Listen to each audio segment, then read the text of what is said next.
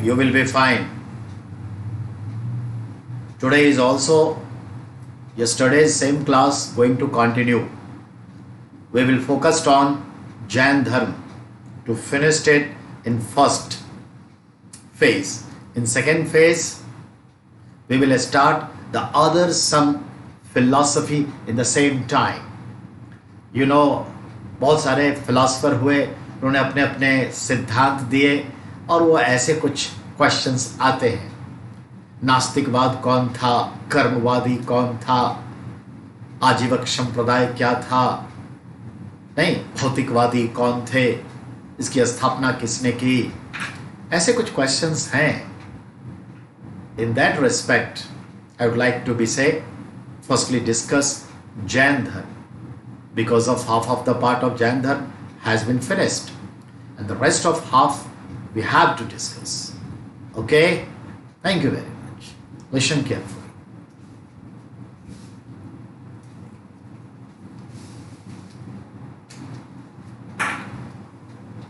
Today is 11th June.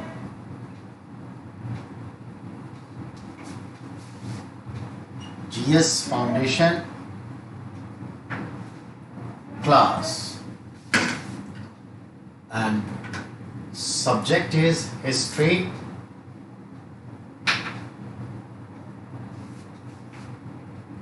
ancient.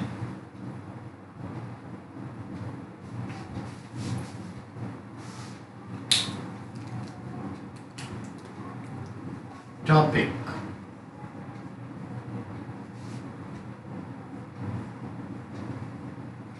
Jain Dharma. 6th century BC.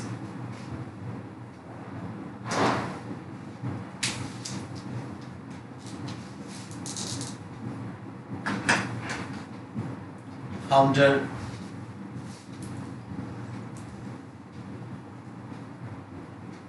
Mahavir Swami.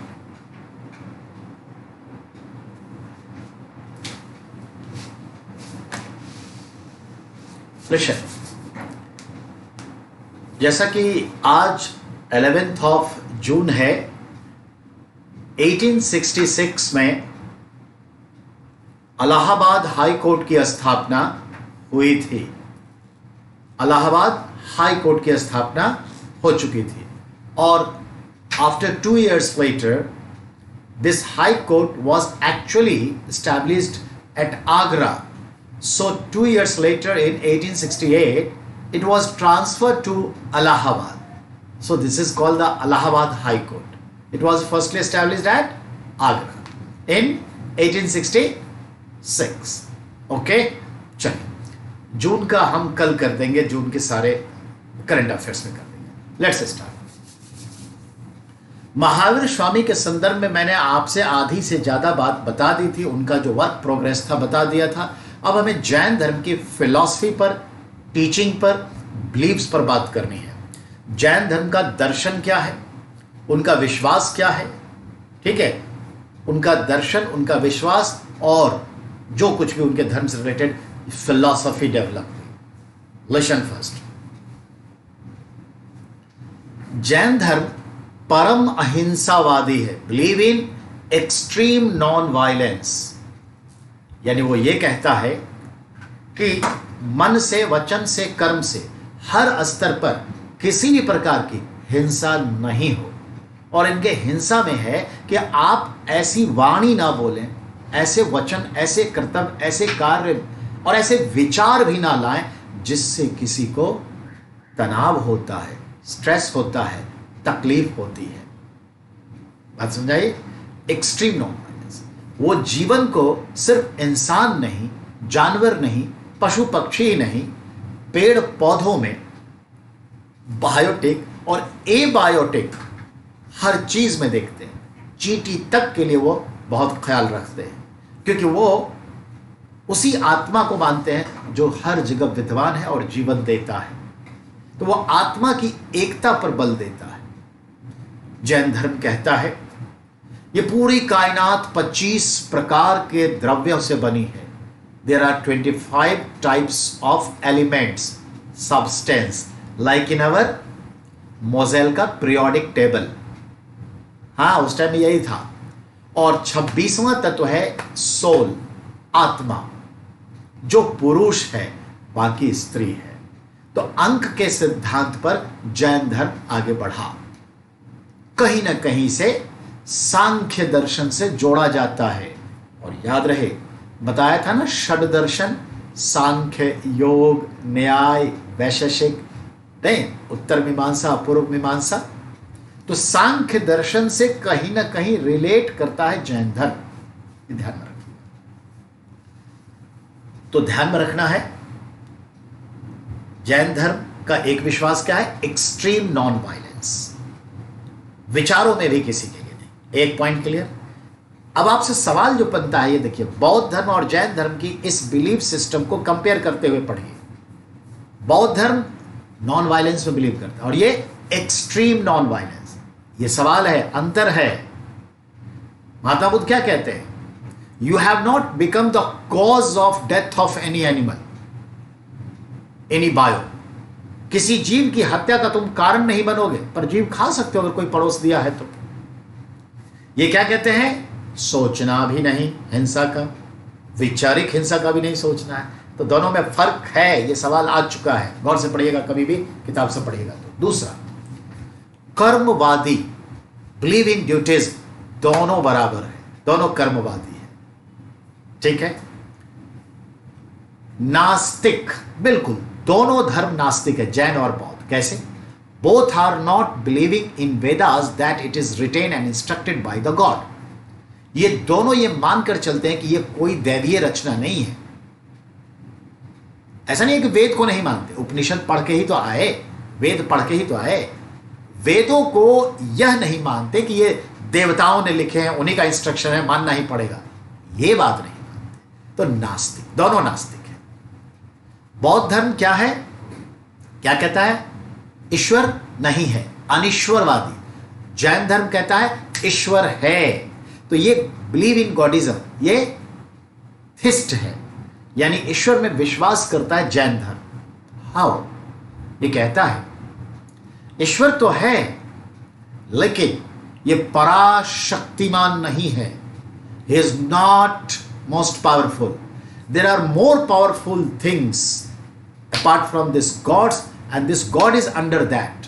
यानी इंसान से बड़ा भगवान, भगवान से भी बड़ा कोई चीज है, ये मानता है। यानी यही सर्वोच्च शक्तिशाली सत्ता नहीं है। और फरमाइएगा, यहां से खूब सवाल आता है। अब आगे बात करते हैं आत्मा। तो बौद्ध धर्म आत्मा को क्या कहता है? अनात्मवादी, अनसोलिज्म, नॉट बिलीव इन आत्मा।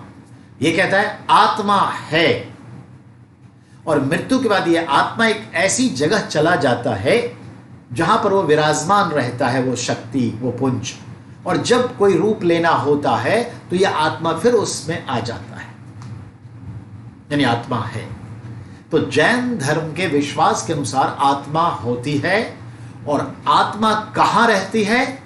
तो जिस स्थान पे उसने बताया उस स्थान का नाम दिया है, शंबर। आत्मा कहां रहती है? शंबर में।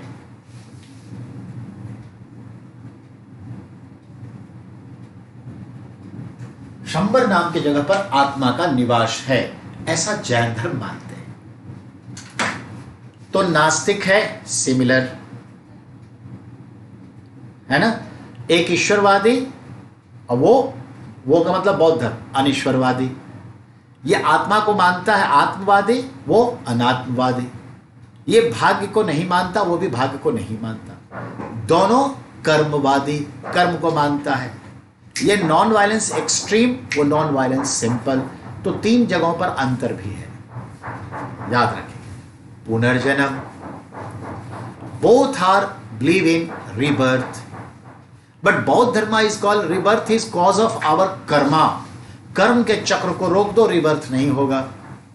संन्यास ले लीजिए, ब्रह्मचर्य ले लीजिए, आगे के कर्म को रोक दीजिए, आपका अगला जनरेशन नहीं होगा, यानी आपकी जेनेटिक कोड वहीं स्टॉप हो गई, आगे नहीं बढ़ेगा। समझ में आई बात? तो ये है। और जैन धर्म भी क्या कहता है? हाँ, रीबर्थ होता है, बिलीव इन रीबर्थ। तो दोनों पुनर्जन्म में विश्वास करते हैं। तो दोनों का फर्क याद रखना बहुत जरूरी। यहां से अच्छे सवाल आते हैं। अब आगे आइए, ये तो हो गया। अब जैसे वहां पर क्या था, त्रिरत्न, बुद्धम शरणम, संघम शरणम, धम्मम शरणम, यानी बुद्ध, संघ और धम्म। यहां पर त्रिरत्न क्या है? सो त्रिरत्ना इन जैन धर्म इज एज लिशन: सम्यक दृष्टि, सम्यक संकल्प, सम्यक आचरण। सम्यक का अर्थ है एब्सोल्यूट, वर्दी, सही, उचित, सत्य। तो सम्यक मतलब एब्सोल्यूट, बिल्कुल सही। सम्यक दृष्टि, दृष्टि यानी विजन, एब्सोल्यूट विजन। हर इंसान को अपने दृष्टिकोण सही रखना चाहिए। समझ में आई बात? दूसरा, सम्यक संकल्प, absolute resolution. According to your vision you have to be take resolution. आपको एक शपथ लेना है, एक संकल्प लेना है। And according to your visions and taking संकल्पा, then you have to be practice worthful, यानी एब्सोल्यूट प्रैक्टिस, यानी जीवन में सही उचित कर्म करिए। देखा, सम्यक दृष्टि, सम्यक संकल्प, सम्यक आचरण। If you have vision clear cut to get a good government job, IAS, PCS, NET, PGT, so on, SSC, then you have to take firstly a resolution, I have to do. Then you have to practice according to your vision. तो जो vision है, जो target है, उसके लिए जो एक शपथ लिया है, एक एग्रीमेंट अपने आप से किया है, उस एग्रीमेंट के अकॉर्डिंग प्रोसीजर को स्टार्ट करेंगे ना। 8 से 12 घंटे पढ़ेंगे ना। It is your practice. ये बता रहा है जैन धर्म। बेटा, धर्म बुरा नहीं है। धर्म के मर्म को हम समझ ही नहीं पाते। हमारे जो गार्जियन हैं, हमारे जो सोशल स्पिरिचुअल गार्जियन है तथाकथित, वो हम तक सही चीज़ों को पहुंचाते ही नहीं। बस यही कहते हैं एक बार राम बोलना पड़ेगा, एक बार कृष्ण बोलना पड़ेगा, बस अपने खजाने भरने में लगे रहते हैं। चलो, तो ये है। अब आगे बात। तो त्रिरत्न क्लियर। अब आइए, वहां पर क्या था बेटा? 4 आर्य सत्य। किस में? बौद्ध धर्म में। यहां पर है 5 महाव्रत, बता दिया था ना। सत्य, अहिंसा, निस्तेय, अपरिग्रह, और 5वां जो महावीर स्वामी ने जोड़ा था, ब्रह्मचर्य। तो 5 महाव्रत। वहां पर क्या था? अष्टांगिक मार्ग, 8 प्रकार के आचरण, मार्ग, अयन। और यहां पे क्या है? शयादवाद का सिद्धांत, थ्योरी ऑफ शयादवाद, सप्तभंगी सिद्धांत। बहुत अच्छा है बेटा, इन शॉर्टली बस समझिए। शयादवाद का सिद्धांत क्या है? जैन धर्म क्या कहता है? महावीर स्वामी क्या कहते हैं? सुनिए। ये मार्कर है ना, मार्कर है, ये एक सेंटेंस है। मार्कर है। दूसरा है, मार्कर है और दिखता भी है। कोरोना है, कोरोना दिखता भी है। तीसरा है, कोरोना है पर दिखता नहीं है। ठीक है, कोरोना नहीं है, ये भी है। ठीक है, कोरोना है भी और नहीं भी। कोरोना नहीं है और दिखता भी नहीं है। आप कंफ्यूज हो रहे हैं, मुझे पता है। मैं भी पहली बार कंफ्यूज हुआ, 3 बार 4 बार पढ़ा तो समझ में आया अंतर। ठीक है, तो मतलब मार्कर है, एक सेंटेंस है मार्कर है, अगला सेंटेंस है मार्कर नहीं है, फिर कहते हैं मार्कर है दिखता भी है, फिर कहते हैं मार्कर नहीं है और दिखता भी नहीं है। There is no corona, there is no god, दिखता भी नहीं है। भगवान को कौन देखा? तो भगवान नहीं है, दिखता भी नहीं है, कम्युनिस्ट के अकॉर्डिंग। भगवान है, दिखता भी है। देखो ये माता पिता कौन है तुम्हारे? भगवान ही तो, ये प्रकाश पुंज, ये ज्योति तुम्हें कौन दिया? भगवान ही तो है। भगवान है भी नहीं भी, मानो तो देव नहीं तो पत्थर। infatuation. Have you loved someone? Have you loved someone with someone? आपको किसी के साथ प्रेम है? तो एक एज में आप क्या कहते टीनेज? पता नहीं सर, पर पता चलता है कि बगल के बालकोनी में लड़की अक्सर ना 9 बजे मुझे देख लेती है, लेकिन जब मैं रास्ते में जाता हूँ, कॉलेज जब जा रही होती है तो एक बार भी पूछती नहीं है, देखती नहीं है, चुपचाप चली जाती है। लगता है कभी कभी कि प्यार बहुत है, तो कभी लगता है सर शायद नहीं है भी नहीं भी। This is the truth, this is the life. तो बेटा ये 7 तरह की चीजें हैं, 7 तरह के सत्य हैं। सत्य को 7 तरह से समझा जा सकता है।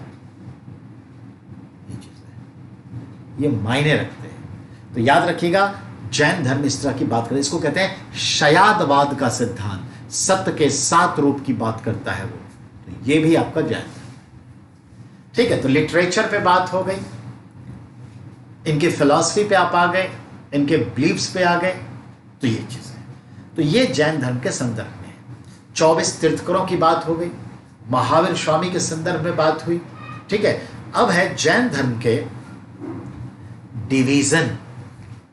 उसको गौर से सुनिएगा, जैन धर्म का डिवीजन। जैन धर्म में मध्यकाल में आकर के व्यापारी वाणिज्य के लोग, वैश्य समुदाय के लोग काफी संख्या में अपना लिए, क्योंकि उनके लिए, जो जैन धर्म के लोग थे, उनके लिए खेती करना संभव नहीं था। कीड़े मकोड़े मरेंगे, अब तो ज्यादा पेस्टिसाइड्स वीडिसाइड्स आपको छिड़कना है। लेकिन उनको क्या था, सेकेंडरी में बड़ा अच्छा था, व्यापार वाणिज्य सर्विस सेक्टर में आओ, जहां कीड़े मकोड़े का कोई चक्कर नहीं है। चलिए जैन धर्म को देखते हैं। बहुत सारे लोगों ने प्रश्रय दिया, आगे बढ़े। जैन धर्म का जो पूजा स्थल होता है उसे भी चैत्य ही कहते हैं। जैन धर्म का जो, जहां पे भिक्षु लोग रहते हैं, आवास, उसे विहार ही कहते हैं, एज इन बौद्ध धर्म। तो चैत्य और विहार यहां भी है। लेकिन एक सवाल पूछेगा, दक्षिण भारत के कर्नाटक में जैन धर्म के, ध्यान देंगे, जैन धर्म के विहार को क्या कहते हैं? तो बोलेगा बसदी। एनसीईआरटी का हॉट क्वेश्चन है।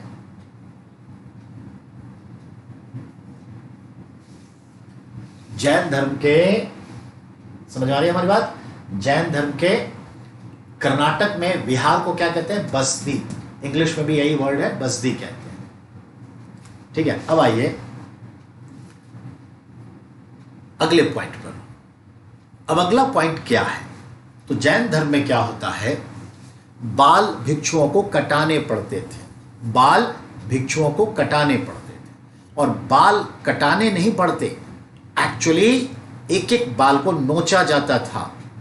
एक एक दाढ़ी को वो नोचते हैं। आजकल देखते हैं ब्यूटी पार्लर में, अब तो इन फ्रेंच वगैरह सब है सब कुछ के लिए, तो उस जमाने में ऐसा नहीं था, तो लोग नोचते थे, एक एक बाल को नोचते थे। चलिए, उनकी अपनी निष्ठा है। अब आ जाए, जैन धर्म में विभाजन के जो कारण बने उसके कई रीजन थे, लेकिन रीजन पे नहीं जाकर के जैन धर्म का 2 विभाजन हुआ, 2 संप्रदायों में बट गए। एक को कहते हैं श्वेतांबर, एक को कहते हैं दिगंबर। श्वेतांबर जो कहीं ना कहीं पार्श्वनाथ की शिक्षा से जुड़े थे और उनकी बातों को ज्यादा तवज्जो देते थे, प्रायोरिटी देते थे, और वो जो श्वेत वस्त्र धारण करते थे पार्श्वनाथ, ये लोग भी श्वेत वस्त्र धारण करते। इस तरह से इनकी एक आइडेंटिफिकेशन डेवलप हो गई और ये श्वेतांबर कहलाए। दिगंबर, तो दिगंबर वो कहलाए जो महावीर स्वामी को ज्यादा फॉलो किए, और महावीर स्वामी को जो वो नग्न रहते थे, तो ये लोग भी न्यूडिटी में बिलीव किए, नग्नता में। नग्न तो आज भी हॉलीवुड, बॉलीवुड, इंडिया, कहाँ क्या नहीं होता, पर बेटा ये स्पिरिचुअलिटी है, नेचुरलिज्म की ओर है। सबके अलग अलग थॉट्स होते हैं, बिलीव्स होते हैं। हमारे लाखों नागा बाबा, भले वो कोई उसमें अधर्मी हो, पर हम जब कहते हैं तो उस आध्यात्मिक चित्रण को ध्यान में रखकर कहते हैं, इसलिए बाबा शब्द का इस्तेमाल करते हैं। तो हमारे जो नागा बाबा लोग हैं वो भी क्या है, वही है ना, आजीवक संप्रदाय के ऋषि मुनि नग्न ही तो रहते हैं ना। तो सबका अपना अपना सोच है, और ऐसे भी बहुत नग्न रहते हैं, तो अलग अलग चीजें हैं। खैर, बात को अलग है। तो याद रखना है हमें कि जैन धर्म के संदर्भ में दिगंबर ने ये फिलॉसफी गढ़ी। दिगंबर ने दिक जोर अंबर, दिक मतलब डायरेक्शन, दिशा, उत्तर, दक्षिण, पूरब, पश्चिम, ऊपर, नीचे, ठीक है, दशो दिशा, 4 ये हो गए, 2 ऊपर नीचे धरती और आसमान, 6 हो गए, और 4 कॉर्नर हो गए ना, north west corner, north east corner, south, ये सब चीजें। तो 10 दिशाओं को ये कहते हैं कि यही हमारा वस्त्र है, दिशाएं ही हमारे वस्त्र हैं, यही कहा। तो उसमें ने न्यूट्रिटिव क्लियर किया, तो दिगंबर कहलाए। Point clear. अब आगे मैं बात करूंगा। अब आगे है कि जैन धर्म में मुख्यतः 2 संप्रदाय बने, श्वेतांबर, दिगंबर। श्वेतांबर के लीडर कौन बने? तो श्वेतांबर के लीडर जो थे वो थे आपके स्थूलभद्र, स्थूलभद्र। और दिगंबर के जो लीडर थे उनका नाम क्या था? भद्रबाहु, भद्रबाहु। चलिए, यहां तक हो गए। अब आगे आइए। अब सवाल बनता है कि क्या जैन धर्म की भी कभी संगति हुई? Is any conference of Jain धर्म एज बौद्ध धर्म 5 कॉन्फ्रेंस, या बौद्ध धर्म 5 conference and history given the 2 conference of Jain धर्म। जैन धर्म के 2 संगति हुई, जरा गौर फरमाएंगे। संगति यानी कॉन्फ्रेंस, कब कब? तो गौर से सुनिए।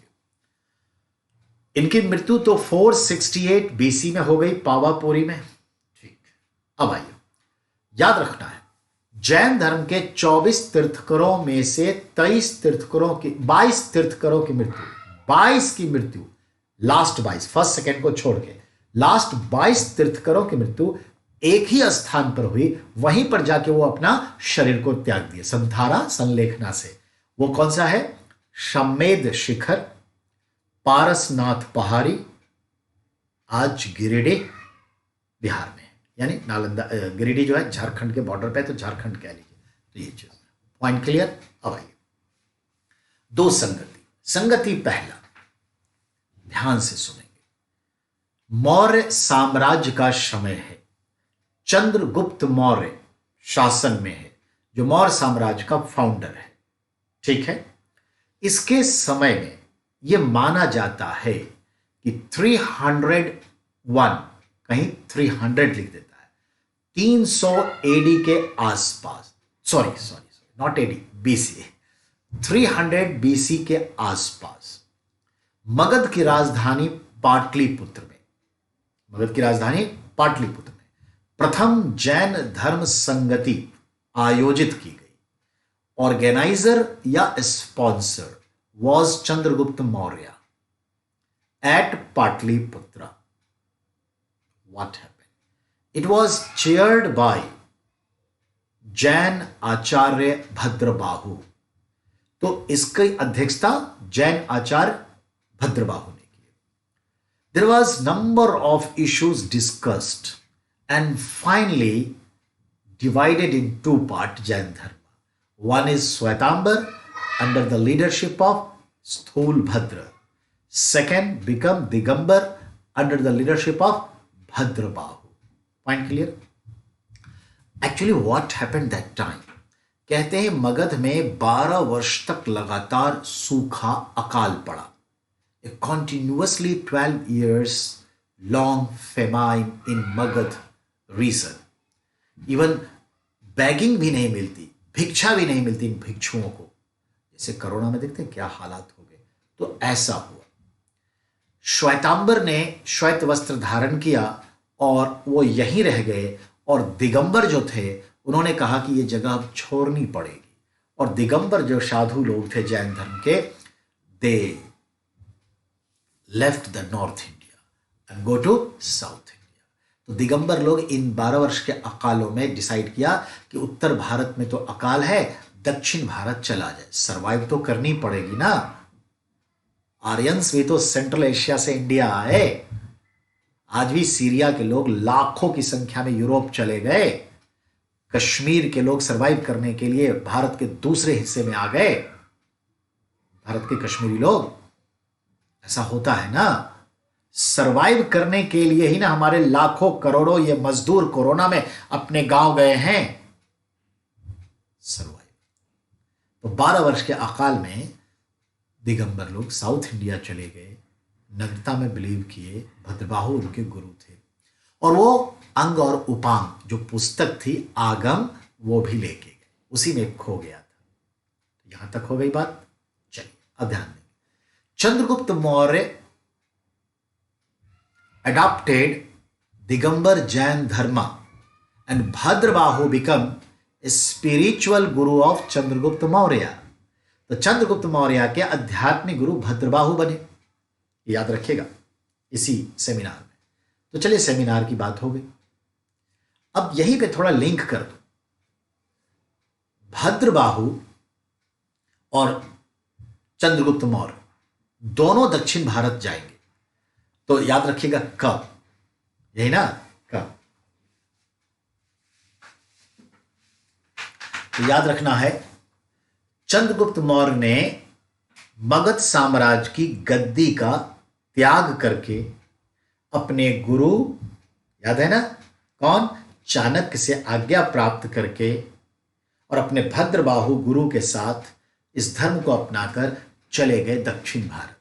और दक्षिण भारत के आज के मैसूर वाले रीजन में एक पर्वत हिल के आसपास रहे और दक्षिण भारत में प्रचार प्रसार किया जैन धर्म का।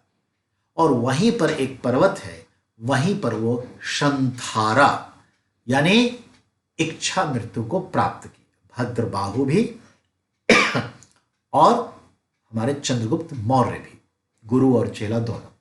जिस जगह की उस जगह का नाम है चंद्रगिरी पर्वत, श्रवणबेलगोला, मैसूर, कर्नाटक। गद्दी कब छोड़ा, तो 322 बीसी में गद्दी पर आए थे मौर्य, चंद्रगुप्त मौर्य, और 298 बीसी में 24 साल के शासन के बाद गद्दी का त्याग किया और अपने बेटे बिंदुसार को गद्दी पर बैठाया।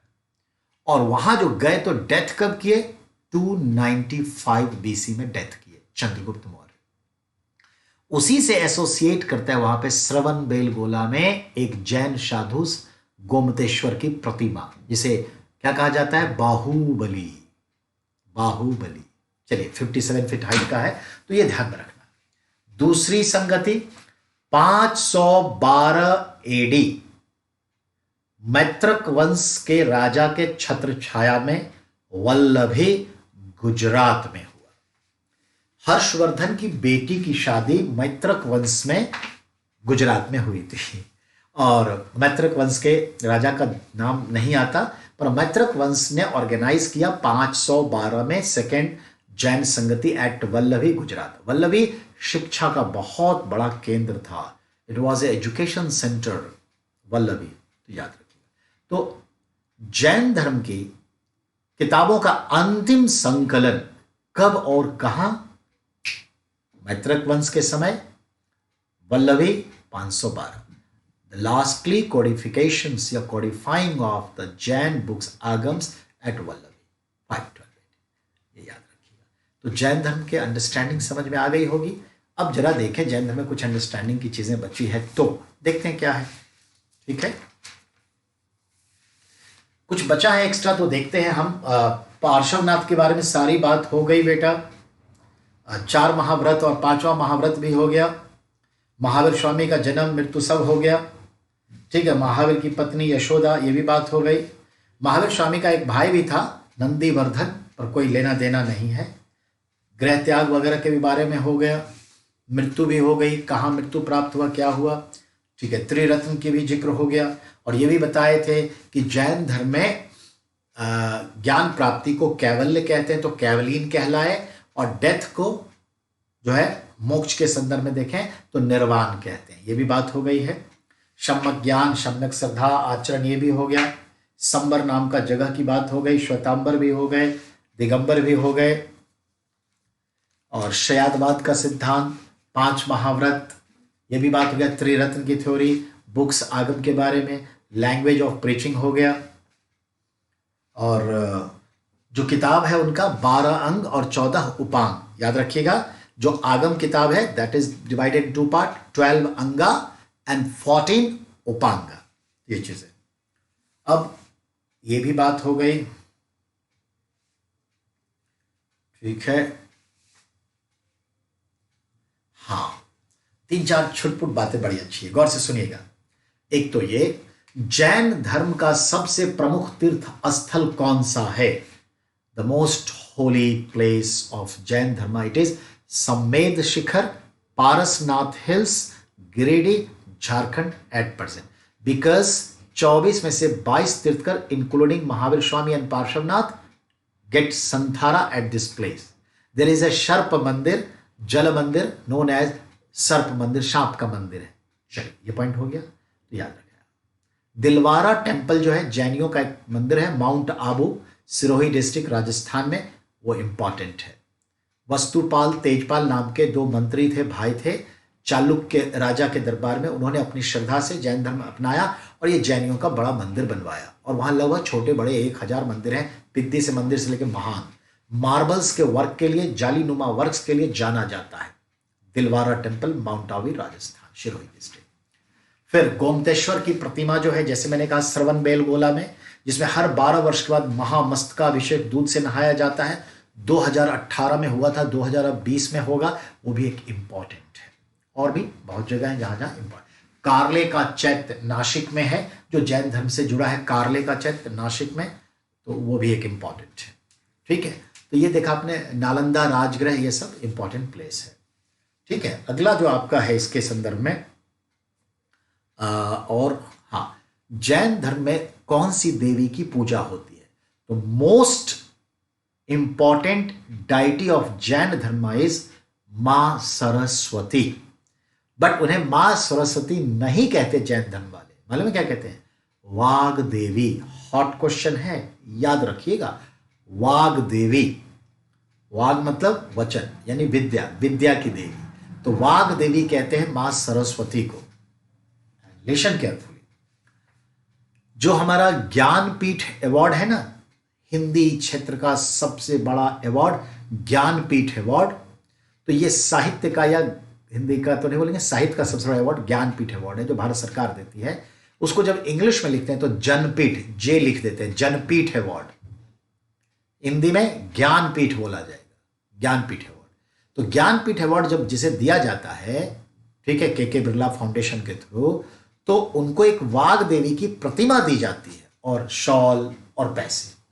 ठीक है, याद रखिएगा, वाग देवी। जैनियों का सबसे महत्वपूर्ण त्योहार कौन सा है? फेस्टिवल, तो दीपावली है। पर दीपावली को वो क्यों और कैसे सेलिब्रेट करते हैं? रिमेंबर, ऐसी मान्यता और विश्वास है कि महावीर स्वामी को, ठीक है, ऋजुपालिका नदी किनारे जुम्बिक ग्राम में शाल वृक्ष के नीचे जो ज्ञान प्राप्त हुआ था, कैवल्य, वह दिन, याद रखिए, वह दिन क्या था?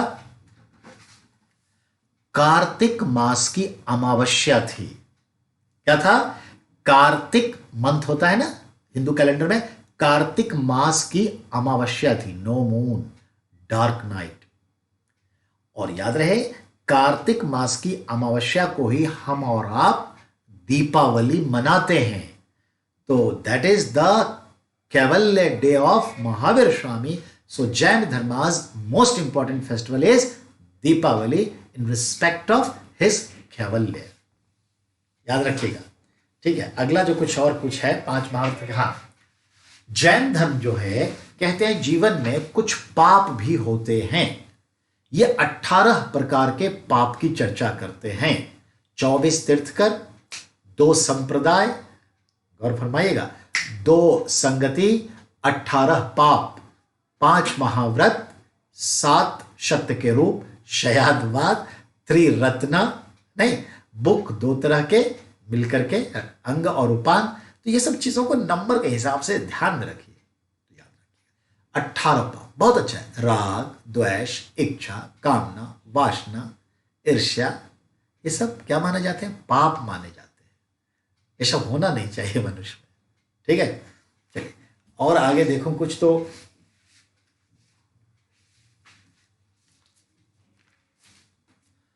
तो जैन धर्म को फिनिश किया जा सकता है। तो बौद्ध धर्म फिनिश्ड, जैन धर्म फिनिश्ड। जो पढ़ाया हूं अच्छे से पढ़िए, वीडियो लाइव देखिए। लाइव में मौका नहीं मिला, वीडियो अपने आप 12 बजे के बाद डाउनलोड हो जाता है। और आप जब डाउनलोड करते हैं, पेज पर जाकर के रेड कलर का एक ऑप्शन आता है, रेड कलर को दबाएंगे तो वीडियो डाउनलोड होगा, उसके बाद आप उसे देख सकते हैं। तो अपना देखिए, 1 साल तक आपको देखने का मौका मिल रहा है। जितनी बार हो उतनी बार देखिए और दिल और दिमाग में चीज़ों को बैठा लीजिए। ठीक है, चलिए अब जो है टॉपिक हम बदलेंगे। कुछ और भी धर्म हुए, फिलॉसफी हुई जिसके बारे में सवाल पूछता है, उस पर भी बात करते हैं। ठीक है,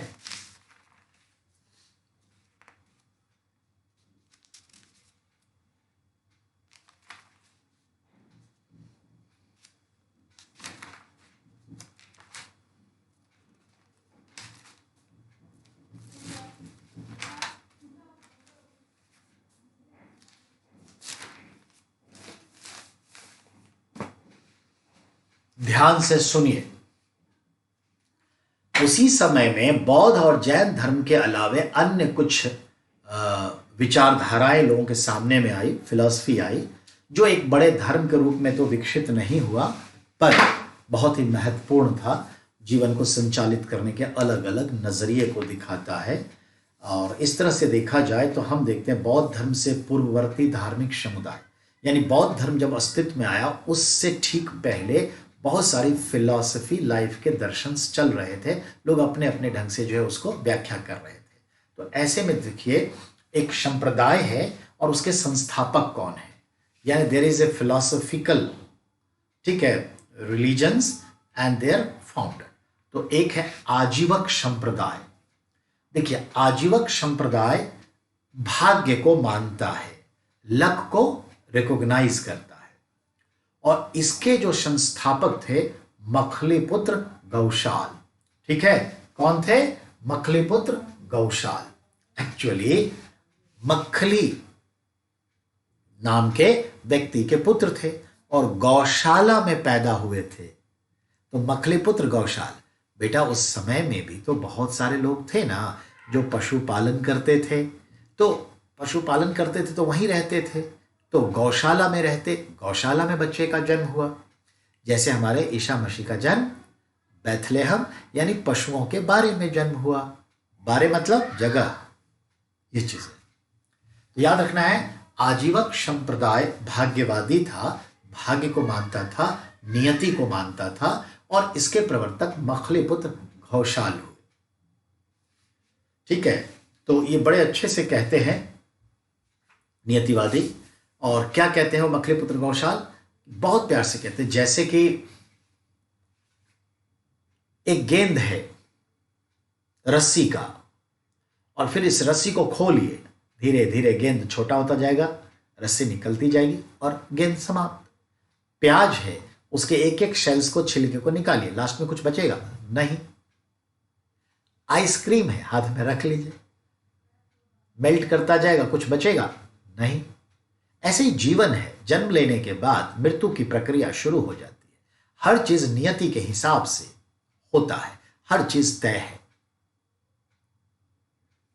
ठीक है, वो कहते हैं क्षिति, जल, पावक, गगन, समीरा, 5 तत्व से बना शरीरा। क्षिति आसमान, ठीक है ना, तो क्षिति जल, जल यानी वाटर, तो आसमान स्काई हो गया, वाटर हो गया। क्षिति जल पावक, पावक यानी अग्नि, फायर।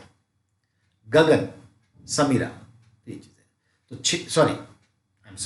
क्षिति मतलब धरती, अग्नि, पावक, समीर हवा, ठीक है, और आकाश तो है। तो क्षिति जल पावक गगन समीरा, समीर मतलब समीर, ब्रिज, हवा। तो क्षिति जल पावक गगन समीरा, 5 तत्व से बना शरीर। जब हम मरते हैं तो 5 लोग हमें जलाने ले जाते हैं हिंदू धर्म के अनुसार। 4 लोग लाश को कंधा देते हैं और 5वां आगे आगे वो जो जिस आग से जलाएगा वो आग लेके चलता है।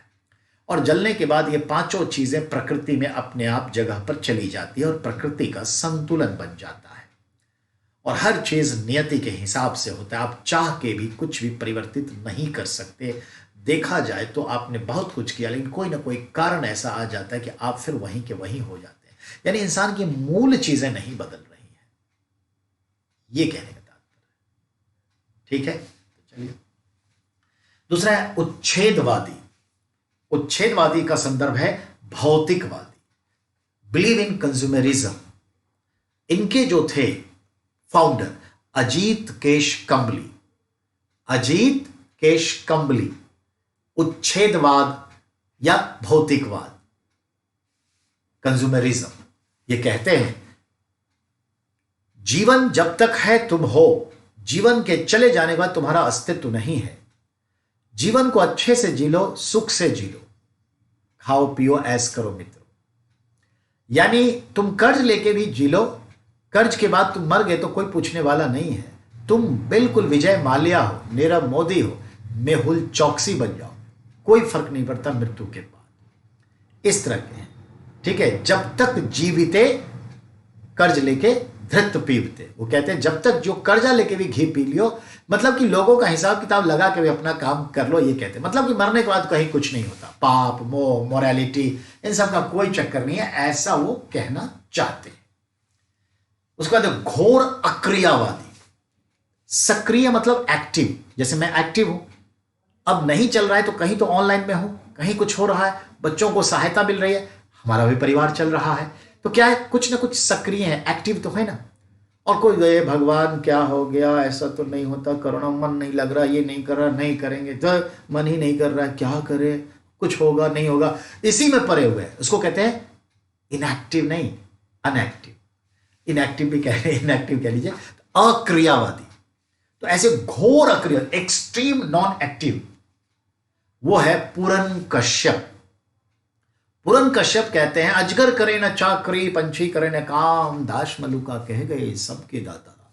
ये मलुक दास ने कहा है, पर ऐसा ही इनकी सोच है कि अगर तुमको ईश्वर जिंदा रखेंगे अगर तो हो जाएगा, नहीं तो नहीं। यानी सबका है राम रखवाला।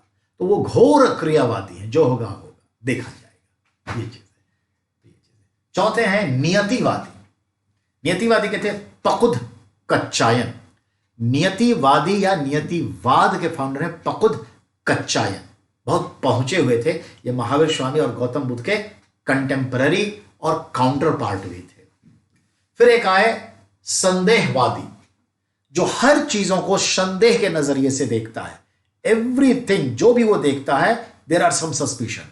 वो आईबी ऑफिसर हो सकते हैं, वो स्पाई एजेंट हो सकते हैं, दिल्ली पुलिस हो सकते हैं, कोई भी पुलिस छानबीन करने वाले कोई भी। तो वो क्या करते हैं, हर चीज को शक की निगाह से देखते हैं, तभी एक मुकाम तक पहुंचते हैं। तो संदेहवादी हर चीज को संदेह की नजर से देखता है। और इसके जो फाउंडर थे संजय वेलपुट, तो उसको कहते हैं वेलट पुत्र, संजय वेलट पुत्र कहते हैं। तो संजय वेलट पुत्र जो थे क्या थे, संदेहवादी। पकुद कच्चायन जो है नियतिवादी। पूरन कश्यप जो है घोर अक्रियावादी, एक्सट्रीम इनएक्टिविटी, एक्सट्रीम इनएक्टिविटी या मास्टरली इनएक्टिविटी। मॉडर्न इंडिया में यह शब्द आएगा, मास्टरली इनएक्टिविटी, अफगानिस्तान के मामले में। और अजीत केश कमली फाउंडर है भौतिकवादी, उच्छेदवादी। और मखली पुत्र गौशाल जो है वो आजीवक संप्रदाय के हैं। तो देखा, देयर आर 5 अदर रिलीजन्स और फिलॉसफी एंड देयर फाउंडर। आएगा सवाल। In that respect I am going to be stop this our class. After 5 minutes later we start another. तो 5 मिनट के बाद हम दूसरी क्लास शुरू करने जा रहे हैं। लेकिन याद रखिएगा, ये क्लास नहीं खत्म हो रही है, ये 1.5 आवर का आपका क्या है, स्ट्रीमिंग है। क्लास 1.5 घंटे है। मैं बस सिंपली 5 मिनट आपके सामने नहीं रहूंगा, पर ये क्लास गोइंग ऑन है। यूं समझिए एक तरह से पाउज बटन है। पाउज इसमें होता नहीं है, मान लीजिए पाउज है, हम आपके सामने नहीं है, हम जाएंगे 5 मिनट हम आएंगे, टॉपिक्स बदलेंगे। ठीक है, थैंक यू।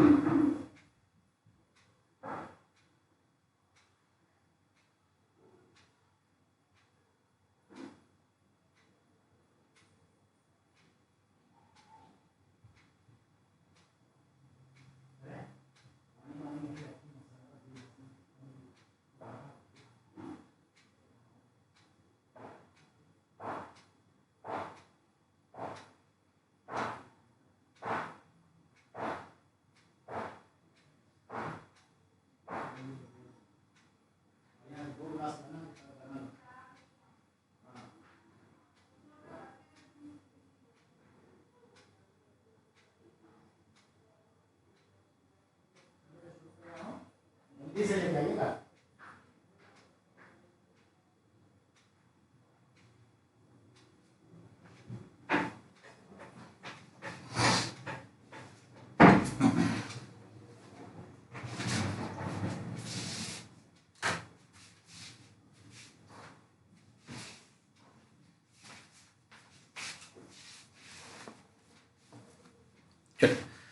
बेटा come back, attention please again.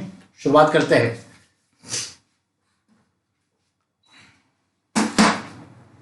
तो जैसा कि आपने देखा, बौद्ध धर्म हम लोगों ने फिनिश कर दिया बहुत ही अच्छे से। जैन धर्म भी उतने ही अच्छे से फिनिश्ड हुआ है। बहुत सारे इस पे सवाल होते हैं, सवालों का अंदाज मैंने आपको बताया है, बस उसको ध्यान दीजिएगा और टेस्ट के लिए तैयार रहिएगा। मैं फिर कह रहा हूं, जो लोग टेस्ट में एडमिशन नहीं लिए हैं प्लीज जल्दी लीजिए, ठीक है। टेस्ट इज कंपल्सरी, मैंडेटरी समझिए इसे। चलिए अब मैं जो बात करने जा रहा हूं उसको गौर से सुनिए।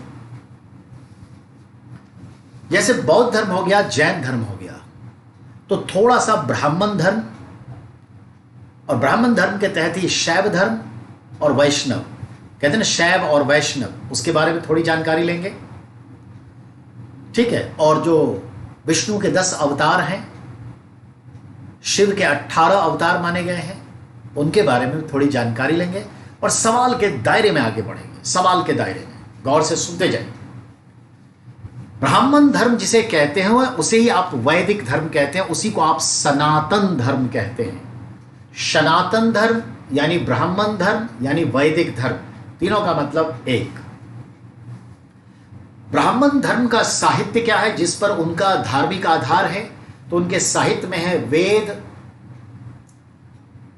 ठीक है, पुराण, ब्राह्मण ग्रंथ, उपनिषद, आरण्यक, यानी चारों वेद है उसमें, 8 ब्राह्मण हैं, 8 आरण्यक हैं, 108 उपनिषद हैं, ठीक है। ये सब मिल करके ब्राह्मण धर्म को साहित्य जो है एक रूप प्रदान कर, उनकी फिलॉसफी इन्हीं बुक से निकली है, सनातन धर्म के, वैदिक धर्म।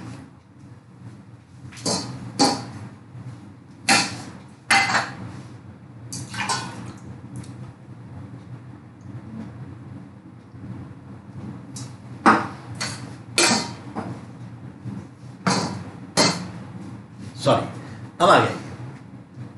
6ठी शताब्दी ईसा पूर्व में, पहले के काल में हिंदू धर्म को ही ब्राह्मण धर्म कहा गया।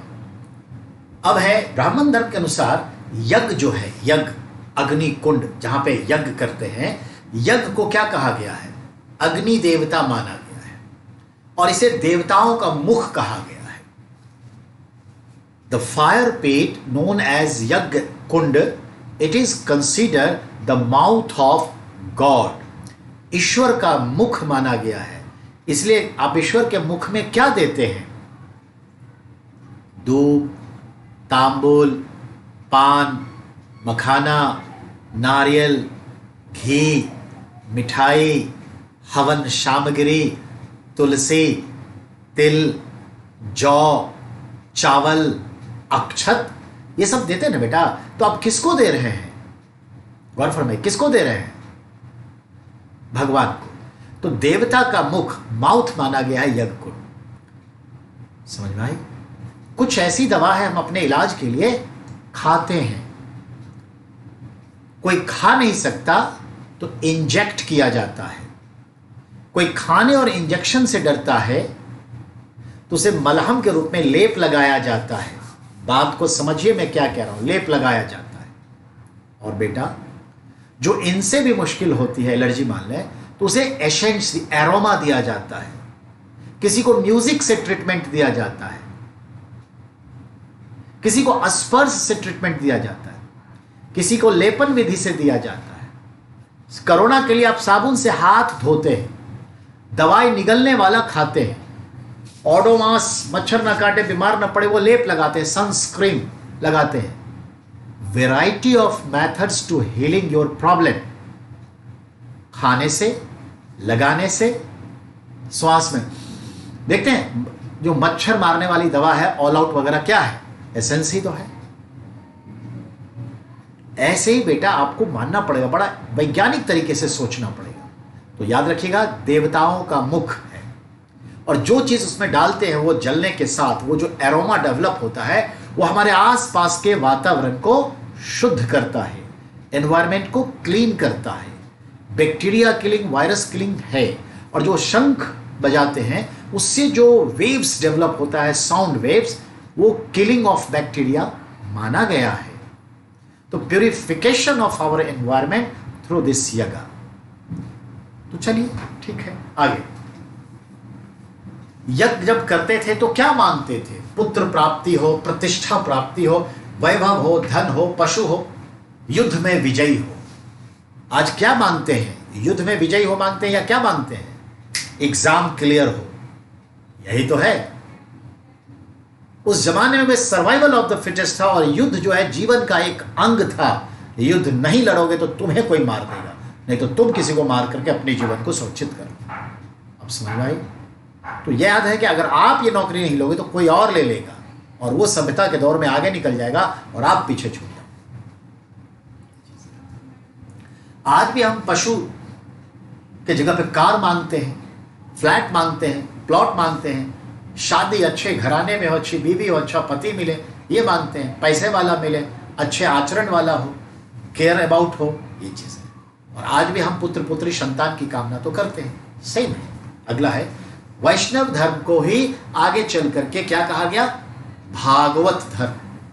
तो ब्राह्मण धर्म ही किस में आ गया? वैष्णव धर्म में। वैष्णव क्या हो गया? भागवत धर्म। भगवत धर्म से ही मिलता जुलता है। जो कृष्ण की पूजा करते वो क्या कहलाए? भगवत। जो महिलाओं ने कृष्ण की पूजा की, भगवती। तो भगवत भगवती, वाइफ हस्बैंड के रूप में आ गए। अरे भाग्यवती, वो भगवती हो गया, अरे भाग्यवती, ठीक है ना? ये चीज है। और आप मेरे स्वामी हो, ईश्वर हो, भगवान हो, भगवत, ये चीज है। अब देखिए वृष्णि कुल के कबीले जो थे, जो निवास करते थे मथुरा में, उस वृष्णि कुल के कबीले का जो गुरु था वो था गुरु अंगिरस। और इसी से कृष्ण को एक ईश्वर का रूप दे करके पूजा पाठ की शुरुआत हो गई और इसी से कृष्ण भक्ति की शुरुआत हुई। और यही कृष्ण के समर्थक जो थे वो भागवत कहलाए, भगवत कहलाए। One who worshipping the Lord Krishna, Vrishni कुल के वीरों में कृष्ण आते हैं। सूरसेन महाजनपद से बिलोंग करते थे, मथुरा राजधानी थी। तो इन कृष्ण की पूजा होने लगी और इसके गुरु हो गए अंगिरस। तो भागवत को अंगिरस ने आगे बढ़ाया और कृष्ण भक्ति करने वाले लोग भागवत कहलाए, स्त्रियां भगवती कहलाएं। और कृष्ण भक्ति को ही आगे चल करके हम देखते हैं विष्णु से जोड़ दिया गया, विष्णु का अवतार मान लिया गया। महाभारत काल में कहते हैं विष्णु को अवतार माना गया और बाद में ये भारत के स्थानीय लोगों के देवता नारायण से विष्णु को ज्वाइंट कर दिया गया, एक कर दिया गया, नारायण विष्णु कहलाए। तभी तो आप पूजा करते हैं सत्यनारायण भगवान की। सत्यनारायण की कथा होती है ना, तो सत्यनारायण कौन है? हमारे आदिवासी स्थानीय देवता है। और आर्यंस के जो विष्णु देवता थे दोनों मिलके एक हो गए, सत्यनारायण। समझ में आए? जैसे निग्रो और ब्रिटिशर्स मिलकर के अमेरिका में एक हो गए, फिर भी कभी कभी आपस में लोग झगड़ लेते हैं, गलत आचरण करते हैं। देखते हैं ना आज 8 मिनट 46 सेकंड तक जॉर्ज फ्लॉयड के गर्दन पर अपना घुटना उस पुलिस जो है कॉप ने डाला रखा। इसीलिए सभी लोग 8 मिनट 46 सेकंड का विरोध प्रदर्शन कर रहे हैं, मौन रख रहे हैं। और जिस पोज में पुलिस ने घुटना, उसके गर्दन पे सांस की नली पे अपना घुटना, जैसे केहुनी जो है ना, नी, पांव का नी डाल दिया था, उसी अंदाज में सब जो है प्रार्थना कर रहे हैं। ये देखा है कि नहीं, मायने रखता है, ये गौर फरमाइएगा, ये सब चीजें इंपॉर्टेंट है। और आएगा सवाल, आगे आइए। बाद में नारायण विष्णु कहलाए और पांच रात्र धर्म नाम पड़ गया। तो जब नारायण विष्णु एक हो गए तो भगवत संप्रदाय को ही एक नाम मिल गया, क्या? पंचरात्र धर्म। पंचरात्र धर्म मतलब होता है जिसमें पांच चीजों का महत्वपूर्ण प्रस्थिति बन गई, और इन पंचरात्र धर्म के लिए पंचायतन श्रेणी के मंदिर बनने लगे। पंचायतन श्रेणी के मंदिर, इसका क्या अर्थ हुआ? पंचायतन श्रेणी के मंदिर से संदर्भ ये निकल के आया कि पंचायतन श्रेणी मंदिर एक कैंपस हुआ, तो मुख्य रूप से जो देवता है उसका मेन सेंटर में, मान लेते हमारे विष्णु मुख्य है तो विष्णु का मूर्ति सेंटर में, और उनसे जुड़े देवी देवता जो हैं जिनकी वो पूजा करते थे, उन देवी देवताओं की मूर्तियां बगल में, जैसे राजा सेंटर में, बगल में उसके लोग बैठते हैं, ऐसे। पंच, पंच मतलब फाइव, पंचायतन, पांच देवताओं के मंदिर, यानी मंदिरों में जो पांच प्रमुख देवी देवता रखे जाते थे, जनरली ब्रह्मा विष्णु महेश, तीन हो गए, शक्ति यानी दुर्गा, चार हो गए, ठीक है। और कौन पंचायतन में? पांच में से बताना है आपको, ब्रह्मा विष्णु महेश गणेश, चार हो गए, और एक शक्ति, तो पांच हो गए। तो गणेश का और शक्ति यानी मां दुर्गा, काली, कुछ भी कह लीजिए, और ब्रह्मा विष्णु, पांचों को पंचायतन श्रेणी में रख दिया गया। और मत्स्य पुराण में विष्णु के 10 अवतारों की चर्चा है। Where is the reference of Vishnu's, lord Vishnu's 10 avatars, 10 incarnation? It is Matsya Purana, that is very important. Matsya Purana के अनुसार जरा गौर से सुनिए, हम इन 10 अवतारों का जिक्र कर देते हैं और एक बार नाम लिख देते हैं, ठीक है।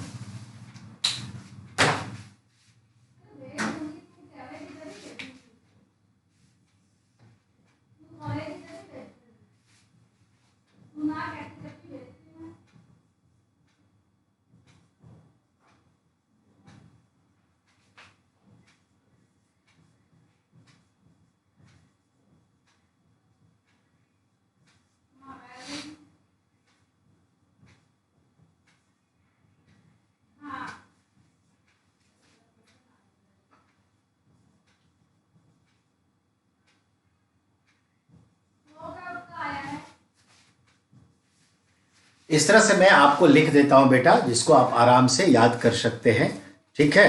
तो ध्यान देना है।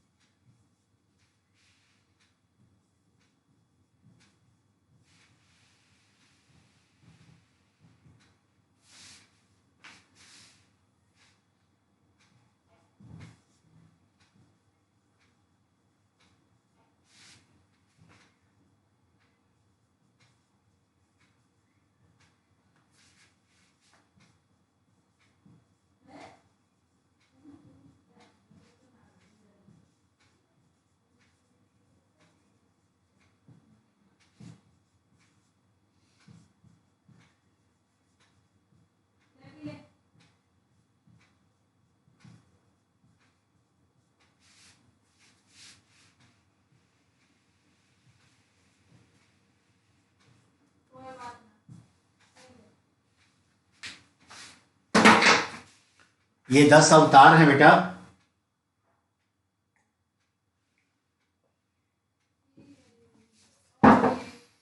गौर फरमाइए।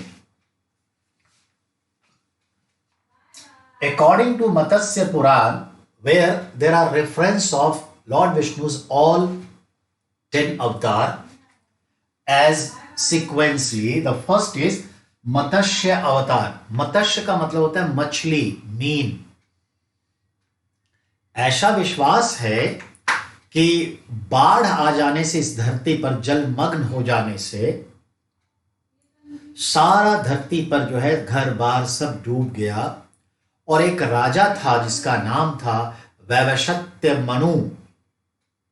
भारतीय इतिहास के संदर्भ में पहला राजा वैवस्वत मनु को माना जाता है। तभी हम लोग मनुवादी हो गए, मनु के संतान हो गए। तो वैवस्वत मनु का परिवार भी, राजा का परिवार खत्म हो गया, अकेला ये मनु बच गया, जिसको भगवान विष्णु ने मछली रूपी नौका बनकर अपने शरीर पर बैठाकर इसको किनारे लगा दिया। गौर फरमाएंगे, डॉल्फिन भी यही काम करती है, ठीक है ना। तो किनारे लगा दिया, और ये घटना बेबीलोनिया की दंत कथाओं में है। बेबीलोनिया यानी इराक की दंत कथाओं में है, नो डाउट। यूरोप में भी कहानी है। Old testament, Bible has divided in 2 part, before the stories of the birth of the Isa Masih and after his birth. So the Old and New Testament, the Old Testament में है, जल प्लावन का सिद्धांत है कि भूमध्य सागर में ऐसा हुआ, सब कुछ डूब गया तटीय प्रदेशों में, ठीक है, जिसकी वजह से जो है। तो याद रखिएगा, कामायनी जो है जयशंकर प्रसाद का नाटक कविता के शक्ल में, ठीक है, बहुत बड़ी कविता है, उसमें इसका है जिक्र। तो याद रखना है, वैवस्वत मनु को बचाया और फिर उसका सृष्टि चली। कुर्मा अवतार, कुर्मा मतलब होता है बेटा टर्टवाइज, कछुआ, कच्छप, ठीक है, याद रखिएगा। ऐसे ही है कि धरती को एक राक्षस ने जो है समंदर में फेंक दिया, तो फिर जो है उस समंदर से वो कुर्मा अवतार बन के अपने पीठ पर धरती को लेकर आए। तभी तो लोग कहते हैं कि ये कछुए के पीठ पर है, कछुआ जब हिलता है तो, ठीक है। जरा सोचिए, उस जमाने में आज से हजारों साल पहले भी ये सोच थी कि कछुए के पीठ पे। कहने का मतलब ये जो टेक्टोनिक प्लेट है, जो आपका प्लाज्मा टाइप की थ्योरीज पर है, जिसपे ये 7 टेक्टोनिक प्लेट हिलता है तो धरती हिलती है, मायने रखता है। और जब कहते हैं कि इस संसार को, इस दुनिया को, इस पृथ्वी को लोग धरती में फेंक दिया या पृथ्वी पर जल प्लावन हो गया, तो ऐसा मत सोचिए कि ये पूरी पृथ्वी की बात हो रही है। लैंडस्लाइड्स आज भी होता है, पूरा का पूरा घिसक करके समंदर में जा रहा है, ग्लेशियर टूट रहा है, किरीबिती जैसा डूब रहा है ग्लोबल वार्मिंग से। आपका हमारा द्वारका डूब चुका, इंदिरा पॉइंट सुनामी 2004 में डूब चुका। नई धरती अभी 40 मीटर स्क्वायर में कराची के पास समंदर से बाहर निकला था 4 साल पहले, तो कहीं नई द्वीप निकल आता है, कहीं पे सबमर्ज्ड हो जाता है। ये कॉमन फेनोमेना है। तो जहां जितनी जानकारी उस जमाने के लोग थे, वही उसका दुनिया था, वही संसार था, वही धरती थी, वही पृथ्वी थी। तो उस हिसाब से मेडिटेरियन सी के आसपास रहते थे तो वही दुनिया थी। हमने तो जाना भी नहीं था कि अमेरिका भी है, साउथ और नॉर्थ, ऑस्ट्रेलिया भी है, पर धीरे धीरे जान गए तो धरती का परिभाषा बदलता चला गया ना। पहले परिभाषा छोटी थी, उस जमाने में छोटी परिभाषा के तौर पे कह रहा है, तो इसमें कुछ अतिशयोक्ति नहीं है, इसको इजिली हैंडल करना है। वराह अवतार, वराह का अर्थ है बेटा पिग, सुअर, हॉग, स्वाइन, स्वाइन फ्लू सुअर से होता है ना, स्वाइन, तो स्वाइन का अवतार लिए, वराह अवतार में लिए। कहते हैं हिरण्यगर्भ नाम का राक्षस ने पृथ्वी को फेंक दिया समंदर में, तो ये सुअर बन करके अपने दांतों पर उठाकर लाए। देखा है, कल हम एनसीईआरटी में पढ़ा रहे थे, एनसीईआरटी 6 क्लास हिस्ट्री में चैप्टर है, उसमें एक फोटो है कि वराह अवतार में विष्णु जो है ऐसे पांव किए हुए हैं, जैसे मैं कभी एक्सप्लेन करता हूं, ऐसे पांव किए हुए हैं और अपने दांतों से एक स्त्री को उठाए हुए हैं ऐसे। इसका मतलब है पृथ्वी जो है वो स्त्री रूप में है, माता कहते हैं ना, धरती माता, उसको समंदर से निकाले हैं ऐसे, और सुअर की तरह मुंह है। This is the important academic point of view से इस सबको याद रखिएगा। नरसिम्हा अवतार, नरसिम्हा अवतार से तात्पर्य क्या है? आधा नर आधा Singh, half lion half man. ये तो सबको मालूम है। हिरण्य कश्यप नाम के राक्षस का जो वध करेंगे, न दिन में न रात में, न सुबह न सुबह न रात, यानी न दिन न रात, न घर न बाहर, न आसमान न धरती। तो कहाँ मारे? तो इन्होंने जो है बरामदे पे मारा। कहाँ मारे? अपनी जंघा पर बैठा के मारा। तो ये चीजें हैं। तो नरसिम्हा अवतार। अब अगला है वामना। वामना मतलब बौना। बौना मतलब ड्वार्फ, नाटा कद का व्यक्ति। इसकी एक कहानी है। केरल में राजा बलि रहा करता था, जिसके सम्मान में केरल वाले ओनम फेस्टिवल मनाते हैं 10 दिन का। आप एक समझते हैं 10 दिन चलता है, 3 दिन इंपॉर्टेंट होता है। तो राजा बलि बहुत ही महान राक्षस राजा था। राक्षस एक कुल है, जैसे कहते हैं ना, अब निग्रो का राजा, मेडिटेरियंस अमेरिका का राजा। तो ऐसे निग्रो जाति भी होते थे, रेस होते थे, मेडिटेरियन भी होते थे। आदिवासियों के राजा, जैसे ट्राइबल्स हमारे हैं, आर्यों के राजा, ऐसे ही समझना है। तो राक्षस एक प्रजाति होती थी मनुष्य की। तो राक्षस प्रजाति का वो राजा था, महान राजा था, बहुत ताकतवर और बहुत बड़ा दानी था। तो देखा कि एक यज्ञ कर रहा है, अगर ये यज्ञ संपन्न हो जाएगा तो ये बहुत ताकतवर हो जाएगा। ये एक रिसर्च कर रहा है, अगर ये रिसर्च डेवलप हो गया तो पूरी दुनिया को अपने हिसाब से नचा देगा। अमेरिका, रसिया, इजराइल, चाइना, समझ में आ रही बात? तो वो यज्ञ, वो आज रिसर्च है। ये बस हम ऐसे ही करते जा रहे हैं, नहीं। यज्ञ आज की तारीख में हर रिसर्च एक यज्ञ है, उस पर ध्यान दीजिए। खुद मन में एक वैचारिक भावना लाइए, नया स्टार्टअप को सोचिए। जॉब तो है ही बेटा, जॉब तो लेना ही है, पर इस पैसे का इस्तेमाल बेहतर करिएगा तो करप्ट होने का कोई चांस नहीं है। You have to manage your money well, then no need to be become corrupt. ठीक है, चलिए।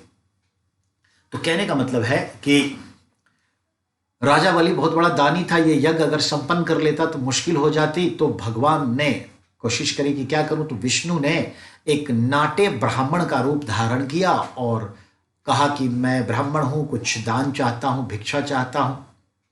तो बोला कि ले दो। अब यज्ञ पर तो उठता नहीं। अंततः जो है उसने जिद कर दिया कि नहीं, मैं राजा के हाथ से ही दान लूंगा। तो अब कोई द्वार पे खड़ा है तो यज्ञ तब भी संपन्न नहीं होगा अगर हम दान नहीं देंगे। तो राजा बलि, बाली नहीं, सुग्रीव का भाई बाली नहीं, बलि अलग है।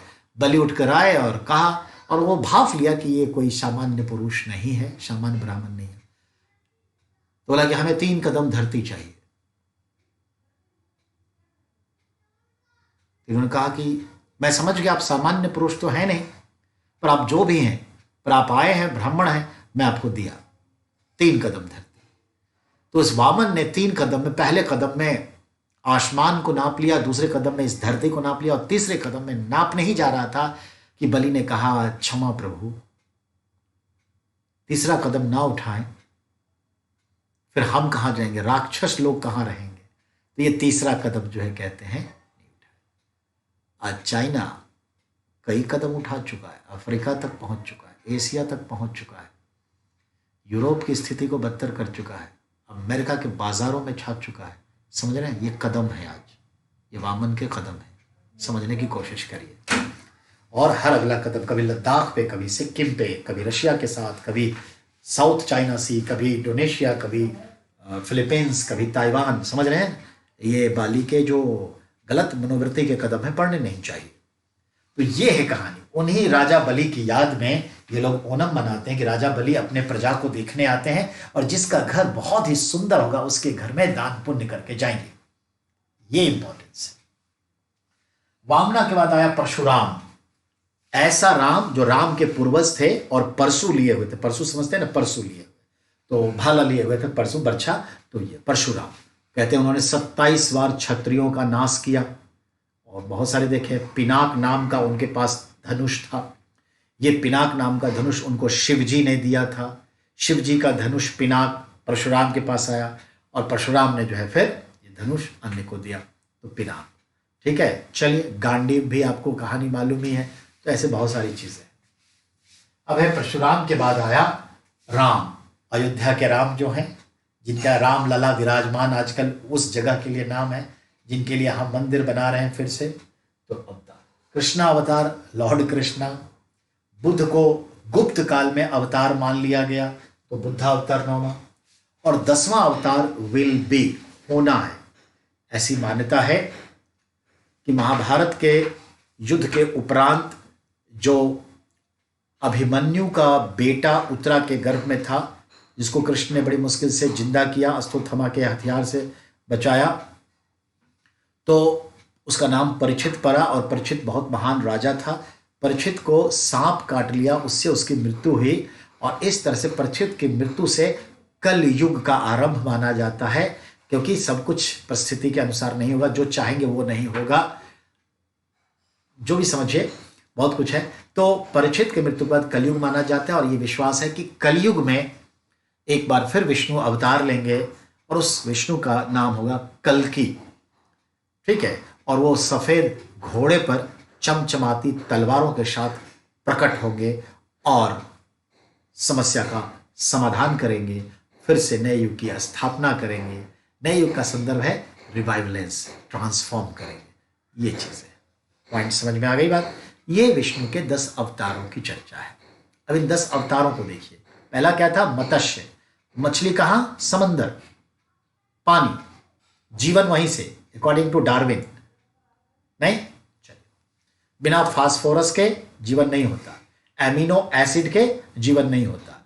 समंदर में सबसे ज्यादा एमिनो एसिड है और फास्फोरस भी है, तो जीवन की शुरुआत वहां से, सिंगल सेलुलर लाइफ से। उसके बाद क्या लिखा है? क्रुमा। अब आगे आप धरती पर, एम्फीबियन, पानी और धरती दोनों पर एम्फीबियन। उसके बाद क्या है? वराह, शुअर। शुअर है सर्वाइवल ऑफ द फिटेस्ट की थ्योरी, कितना सर्वाइव करता है, हर स्थिति में रह सकता है, ठीक है। चौथा आ गया नरसिंह, आधा सिंह आधा नर, यानी आप देखते हैं डार्विन का सिद्धांत, theory of survival and theory of fittest की जो थ्योरी है, ये देख रहे हैं डार्विन का पूरा सिद्धांत काम आ रहा है कि हम कैसे डेवलप हुए। अब उसके बाद आता है वामना, फिर परशुराम, थोड़ा वाइल्डी, और उसके ऊपर राम, और उसका कृष्ण उपभोक्तावाद का सिद्धांत, फिर आपने बुद्ध को देखा, फिर से एक फिलोसफिकल। तो ये चीज है, तो ये पूरा का पूरा जो है ओरिजिन ऑफ द स्पीसीज के सिद्धांत को डिफाइन करता है। डार्विन से हजारों साल पहले भारत ने इस चीज को समझा है। तो इसको सिर्फ अवतार नहीं मानिए, origin of the human being मानिए, ठीक है। तो चलिए ये भी समझ गए। अब आइए, गुप्त काल में हम देखते हैं दक्षिण पूर्व एशिया में भी भागवत संप्रदाय फैल गया और ये सब चीजें फैल गई। तो विष्णु के 10 अवतार की चर्चा। अब हम आज बात करें तो कुछ ऐसे लोग हुए जिन्होंने अपनी थ्योरी दी और वो उसके प्रणेता, फाउंडर कहलाए। जैसे देखिए, कुछ लोगों का बिलीफ सिस्टम था कि संसार जो दिखता है और हम सब क्या है, एक ही है।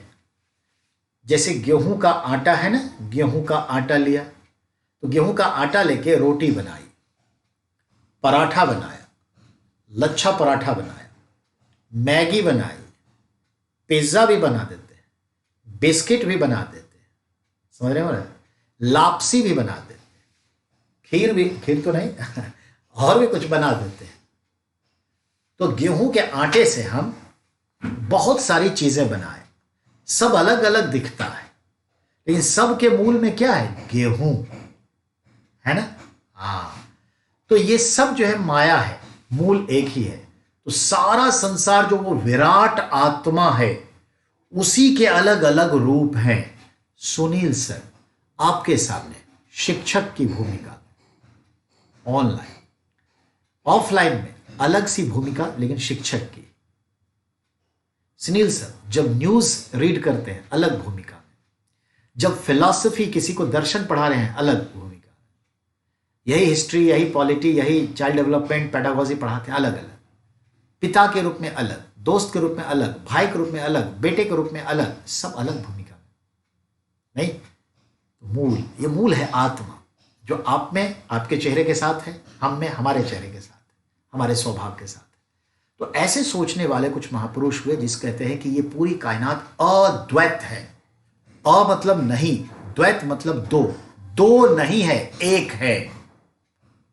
जो दूसरा चीज दिखता है वो माया है, इसी में समा जाना है। तो पूरी कायनात एक है, ये सारी संसार जो दिखता है वो माया है, उसी में समा जाएगा। हम भी चले जाएंगे, पेड़ पौधे सब उसी में जाएंगे। और कृष्ण भी गीता में उपदेश में बड़ा अच्छा बताते हैं, मैं ही मैं हूं, इस जहां से उस जहां तक दूसरा कोई नहीं। बात समझ में आई? तो अर्जुन को कहते हैं ना कि तुम्हारी मुक्ति का मार्ग मैं ही हूं, सारे धर्म कर्म छोड़ो, मेरे में समा करो, मेरी भक्ति करो, मैं ही तुम्हें दुख से निवारण दिलाऊंगा, मैं ही मुक्ति का मार्ग हूं तुम्हारा। डायरेक्ट कैंपेन कर रहे हैं, मैं ही मैं। तो ये ध्यान में रखिएगा। तो Advaita, the world is not two just one, Advaita. तो अद्वैतवाद की थ्योरी किसने दी, ये ध्यान रखना है, आदि शंकराचार्य ने दी। आदि शंकराचार्य याद है ना, केरल में पैदा हुए 8th सेंचुरी एडी में, जिन्होंने हिंदू धर्म का पुनर्स्थापना की, रीएस्टैब्लिशमेंट ऑफ हिंदू धर्म, and founded the 4 peetha known as Badrinath. You know, Badrinath है, श्रृंगेरी मठ है, द्वारकाधीश है, और ये क्या कहते हैं उसको, जगन्नाथपुरी है। तो ये 4 मठों की स्थापना चारों दिशाओं में इन्होंने की। और द्वैतवाद का संस्थापक आदि शंकराचार्य, जिन्होंने बौद्ध धर्म के अच्छी गुणों को लेकर के हिंदू धर्म की बुराइयों को फिर से खत्म किया, और इस तरह से इनको कहते हैं प्रच्छन्न बौद्ध, छुपा हुआ बौद्ध, आदि शंकराचार्य। फिर आता है बेटा, एक है विशिष्टाद्वैत। इसके जो फाउंडर हुए आचार्य रामानुजम। आचार्य रामानुजम ने विशिष्टतावाद की थ्योरी दी। तो विशिष्टाद्वैत यानी एक जो है मूल है, और बाकी जो देखते हैं वो थोड़ा स्पेशल है, लेकिन उसी का हिस्सा है, पर उसका भी एग्जिस्टेंस है, ये कहने का मतलब है। तीसरा है द्वैताद्वैत, यानी चीजें दो हैं, आत्मा है, पुरुष है, दो है, ये कहते हैं निम्बकाचार्य। और तीसरा है शुद्धाद्वैत, यानी विशुद्ध रूप से चीजें दो हैं, और वो है वल्लभाचार्य। तो वल्लभाचार्य ने शुद्धाद्वैतवाद की थ्योरी दी, ठीक है। निम्बकाचार्य ने द्वैतवाद की थ्योरी दी, और शंकराचार्य ने अद्वैतवाद की थ्योरी दी, और आचार्य रामानुजम ने विशिष्टाद्वैत की थ्योरी दी। ये 2 आपके लिए इंपॉर्टेंट है, शंकराचार्य और रामानुजम, विशिष्टाद्वैत और अद्वैतवाद। ऐसे चारों पढ़िएगा, PDF फाइल भेज देगा। तो आज हम लोग इतने पे विराम लेते हैं, आगे शैव धर्म की बात होगी, ठीक है। लेकिन शैव धर्म हम अभी शुरू करने की स्थिति में नहीं होंगे, पर इन शॉर्टली 3 मिनट हमारे पास है, 4 मिनट काम किया जा सकता है। ध्यान से सुनेंगे। शैव धर्म के संदर्भ में देखें तो सिंधु घाटी सभ्यता में जो पशुपति मोहर है, शैव धर्म की शुरुआत को दिखाता है। ऋग्वेद में रुद्र नाम शिव के लिए जोड़ा जाता है। अथर्ववेद में भव, शर्व, पशुपति, भूपति, ये सब शिव के लिए आया है। लिंग पूजा का पहला स्पष्ट वर्णन मत्स्य पुराण में दिखता है। शिव की मूर्ति बना करके पूजा करने का साक्ष्य में पाणिनिकृत अष्टाध्यायी में मिलता है। शिव की पूजा लिंग बना करके उनकी पूजा करने का पहला साक्ष्य अष्टाध्यायी पाणिनिकृत पुस्तक में मिलता है। शिव का प्राचीनतम लिंग मूर्ति, ठीक है, हमें मिलता है रेणुगुंटा, कुट्टीमलम डिस्ट्रिक्ट, ठीक है, आंध्र प्रदेश में, तमिलनाडु में, तमिलनाडु का क्षेत्र आ जाएगा। तो रेणुगुंटा, ये हॉट क्वेश्चन है। शिव की प्राचीनतम मूर्ति पुरातात्विक साक्ष्य यानी लिंग के रूप में रेणुगुट्टा में मिलती है। गुप्त काल में शिव और पार्वती की पूजा साथ साथ होने लगी। हरि और हर गुप्त काल में एक हो गए। हरि मतलब विष्णु, हर मतलब महादेव, दोनों को एक। शैव धर्म और वैष्णव की उन्नति गुप्त काल में काफी हुई। कुमार गुप्त ने जो है शैव धर्म को आगे बढ़ाया, जबकि अन्य गुप्त शासक वैष्णव थे, ठीक है। पल्लव राजा, चोल राजा, ये सब शिव भक्त थे, और तमिलनाडु में शिव भक्ति काफी होती थी, जबकि केरल में वैष्णव भक्ति। दक्षिण भारत में एलोरा का मंदिर जो राष्ट्रकूट राजा ने बनाया, वो भी शिव भक्त थे। वामन पुराण के अनुसार 4 शैव संप्रदाय हैं। वामन पुराण के अनुसार 4 शैव संप्रदाय हैं। पहला पाशुपत। पाशुपत यानी इसी को कहते हैं, इसके संस्थापक है Lakulisha. Founder of Pashupata sect of the Shaivism was Lakulisha. Kapalika, Kapalika के इष्ट देवता भैरव होते हैं। और श्रीशैल पर्वत इंपॉर्टेंट है इनके पूजा के लिए, तो श्रीशैल पर्वत नाम भी था एक व्यक्ति का, श्रीशैल अपार दीक्षित ने इसको स्थापित किया। काला मुख, मनुष्य के सर में खाना खाते हैं। देखे होंगे बहुत सारे अघोरी जाति के लोग जो इंसानी खोपड़ी को शमशान से लाके भोजन मांगने आपके पास आते हैं, यही खाते हैं और नरमुंडों की माला पहने रहते हैं, अघोरी। तो ये होते हैं काला मुख। लिंगायत संप्रदाय, जो शिव के लिंग की पूजा करते हैं, कर्नाटक में भरे हुए हैं लिंगायत संप्रदाय। कर्नाटक में प्रचलित है, तमिलनाडु में लिंगायत प्रचलित है। वोकालिंगा और लिंगायत ये दोनों शैव धर्मीय वोट बैंक है कर्नाटक का। अब है जंगम, मतलब होता है अनुयायी जो घूम फिर करके शैव धर्म को पालन करते हैं। और लिंगायत का जो सबसे बड़ा इंपॉर्टेंट ग्रंथ है उसका नाम है बशव पुराण। बशव ऋषि ने यह पुराण लिखी शिव के दर्शन पर, तो बशव पुराण लिंगायतों का सबसे महत्वपूर्ण पुस्तक है। और कश्मीर में जो शैव संप्रदाय आए, कश्मीर में जो शैव संप्रदाय आए वो है ज्ञान को महत्व देते हैं। संस्थापक थे वसुगुप्त। ज्ञान मार्गी शैव कश्मीर में हुआ, वसुगुप्त ने इसको आगे बढ़ाया। नाथ संप्रदाय 10वीं सदी में आए, नाथ संप्रदाय, और इसके जो नेता थे फाउंडर मत्स्यनाथ यानी मच्छेंद्रनाथ, मछली मच्छेंद्रनाथ मत्स्यनाथ। और इन्हीं के चेले हुए समय के साथ बाबा गोरखनाथ, गोरखपुर गोरखनाथ, तो गोरखनाथ मत्स्यनाथ के चेले हुए। नाथ संप्रदाय के संस्थापक मच्छेंद्र या मत्स्यनाथ, उसके चेले बाबा गोरखनाथ, और उनके अनुयायी हैं हमारे योगी आदित्यनाथ। ठीक है, शिव के 18 अवतारों का चर्चा है, यह ध्यान में रखिएगा। तो इस तरह से हमने शैव धर्म, वैष्णव धर्म, भागवत धर्म, षड दर्शन, बौद्ध धर्म, जैन धर्म, इन सब फिलॉसफी को इकट्ठा कर दिया। तो अब हम हिस्ट्री कल नहीं पढ़ाएंगे, कल हम पढ़ाएंगे आपकी पॉलिटी।